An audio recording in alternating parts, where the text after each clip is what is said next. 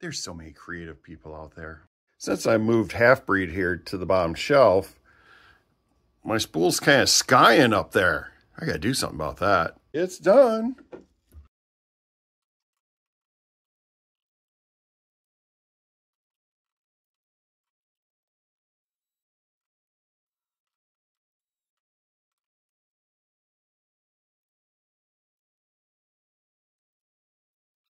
I like it. It's simple and clean. Now the creator said he was missing something on there. He did supply the model file, so I may fix it and send it to him and let him see what he thinks.